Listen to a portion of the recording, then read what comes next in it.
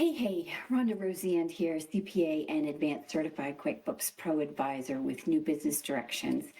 Today I've got a short video for you on how to set up garnishments in QuickBooks Desktop Enterprise Solutions in the Payroll Center in order to subtract or deduct child support or any other type of garnishment from an employee when processing payroll.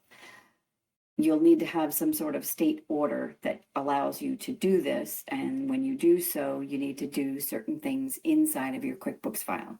Right now, you should be looking at my QuickBooks file, and I'm going to go, this is a sample manufacturing file in QuickBooks Enterprise Solutions, Accountant version 24.0. It's the same in the contractor, or the professional services, or the retail versions, and even in the nonprofit versions.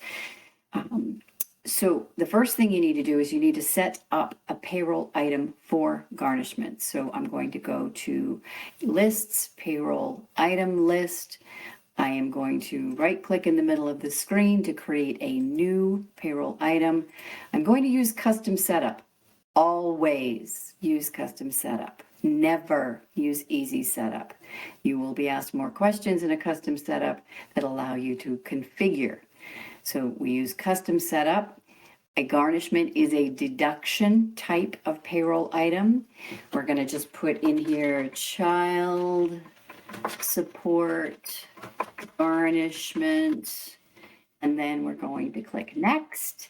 And then you can put the agency, if it's the state of New Hampshire, the state of Virginia, whatever state, and the identifying number. Now, if you have more than one employee with child support garnishment, you'll want to set up more than one payroll item and identify them maybe with the initials of the employee. You can choose to map this to payroll liabilities account. If you don't have a child support liabilities account here, you can lump it all in with payroll liabilities, or you can create a new other current liability for child support withholding and have the item map to that. Then you click next. The tax tracking type for child support garnishments is none. There is no tax consequence to having a garnishment for child support. It comes out of the net pay. Click next. The taxes are configured based on none. And then it is neither. It is not based on quantity. It's not based on hours. It's neither. And then it comes out of your net pay, not the gross pay. Child support comes out of the net pay, the after-tax pay. And then you can set the limits here. I prefer to set them on the employee record specifically, as opposed to here, because again, you may have more than one employee with child support. Then I click finish. Now I can set a scheduled payment for this, which is great because then I can pay it every week. So I think it might take me to that area.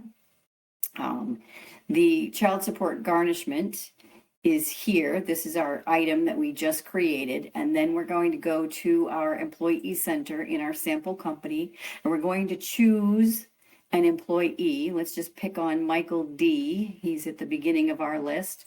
We're going to open up Michael D, and we're going to go to his payroll info tab. And over here on the right-hand side under additions, deductions, and company contributions, we're going to choose that child support garnishment. And we're going to say, let's say it's $100 a week. And I put in a negative. We want it to subtract $100 a week. If there's a limit in the child support order that says that you can only take out, $5,000 a year or something like that, you could put that in there. So this child support garnishment is $100 per pay period, and he's paid semi-monthly. So like if he was paid weekly, then maybe it's $100 a week, and maybe we want to make this be $200. The order said $100 a week, and we're going to go semi-monthly, so we're going to go $200 per pay period.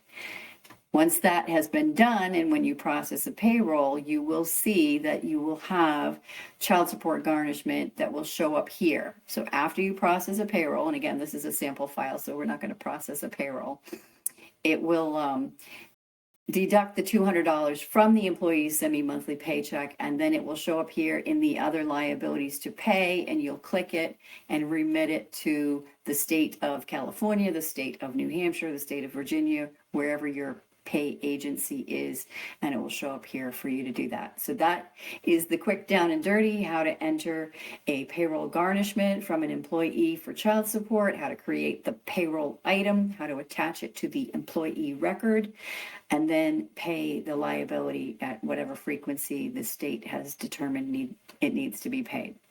So if you have questions about QuickBooks or you need assistance, please start with our website at newbusinessdirections.com. Don't forget to subscribe to our YouTube channel and check out our blog.